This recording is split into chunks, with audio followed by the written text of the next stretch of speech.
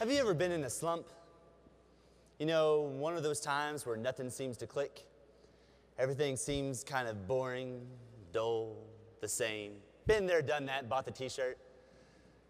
Where you wake up in the morning and you don't feel like P. Diddy. Especially summer mornings where you wake up around 10 a.m. and have nothing to do. So you turn on the television and you flip through all 6,000 channels and there's still nothing on. So then you put in a movie, and around 10 to 15 minutes into it, you start losing interest. So then you start up Xbox Live, but everyone on there are noobs and using glitches, so you end up turning that off. But hey, maybe Facebook will have something interesting. Let's see, 0 friend requests, 0 messages. Ooh, notification. John Smith sent you requests for Farmville. We've all been there. We try different options to distract our minds and make us feel better, but we never succeed. We try increasing our self-esteem, our worth, our value with artificial objects, and in return, we get artificial results. When we get in these slumps, we feel like we have to fill it with something new and exciting that we didn't have before. And that usually results in buying things. We fall into trends. Guys, y'all remember these? Made famous by Kanye West. Yo, Taya, I let you finish. Oh, and ladies, we all know you all wanted those apple-bottom jeans and boots with the fur, right? Yeah. And the next thing you know, we kind of form a habit. We just keep buying, and buying. And the next thing you know, we have more, and more stuff than we even know what to do with. And although that stuff is formed for a while, we eventually get bored of it, tired, put it away, forget about it, and eventually it winds up in the trash. And then we are back in our slump. But we are never satisfied, and we keep wanting more. So we continue to reach for more stuff, but we're just reaching into a bottomless pit, a never-ending want and desire for more. And it doesn't matter how much we purchase, buy, or play with, we're never satisfied. And our value is wind up left feeling empty once again. So what's missing? What's the answer? What's the secret ingredient to keep us out of the slumps and be truly happy? We all want that magical fix, something we can hold, spread, manipulate, and multiply.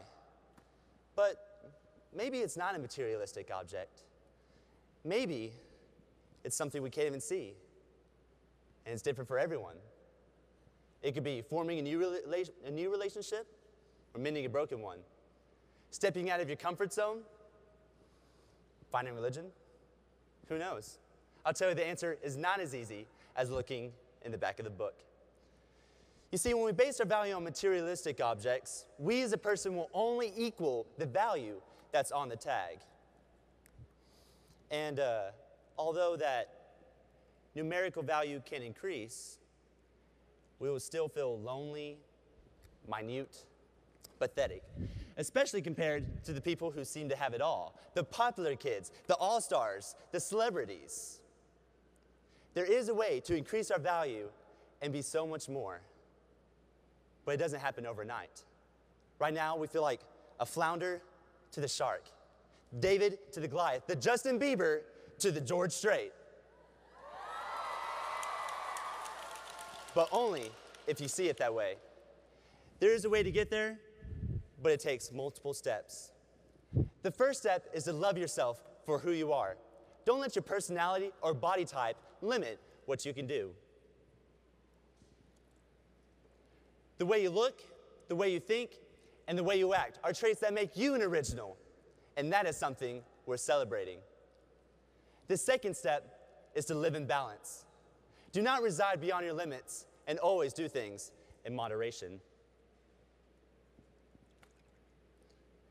Nature is a great example on how to do this. For nature takes only what it needs.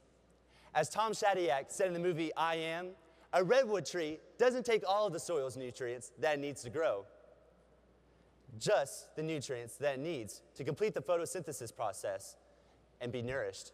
A lion doesn't kill every gazelle, just one. There is a term for the body when it takes more than it needs. It's called cancer. Don't be a part of the cancer. And finally, after we have transitioned, we must lift those that are around us. We should help others, be there for them when they are alone, and give generously. Now, I know what you're thinking. What if they wronged us? Although we hear all the time, don't get mad, get even. However, when we're too busy getting even, how are we supposed to get ahead? You see, when you follow all these steps, you may find that you're a lot more valuable than what you may have thought. I'll admit, I'm guilty of being the techno geek, the guy who salivates at the anticipation of the new phone, computer, or laptop. I've seen an ad on TV for the all-new Inspiron 15R with the Intel Core i3 processor, and I'm like, oh snap, that's awesome. And there's nothing wrong with that, as long as we keep it in check and don't let it cover up the moments that truly count. Which reminds me of a time when I went to a place to eat called the Oasis. For those of y'all that aren't familiar with this place, it's a restaurant located atop of a massive hill looking over Lake Travis, where I live. And hundreds of people gather every evening just to watch the sunset. And this evening when I was there, it was a beautiful day. The air was at a moderate 72 degrees. The clouds in the distance were turning into a soft, fluffy pink. The water was as still as glass, and the trees a vibrant green. I then looked to my left and saw 4 boys, each around 5 to 6 years old. 2 had computer tablets, 1 had a cell phone, and 1 had a Game Boy this close to his face. Not one talking to each other, no parents in sight, and completely zoned out from the rest of the world. At that time, I saw the sun approach the horizon, where it then paused, and it seemed like time stood still. It was one of the most beautiful sunsets I have ever seen. I then looked back over to my left and saw the 4 boys still clicking away, and the only thing I could think was, they missed it. It made me reflect on my own life. How many times have I pulled out my phone to check Facebook in the middle of a conversation? How many times have I bought the latest gizmo or gadget just to increase my status gain? How much have I sacrificed in life for all these things that have such little value? Truth is, guys, these things break. But the love, values, and relationships that we have will last a lifetime.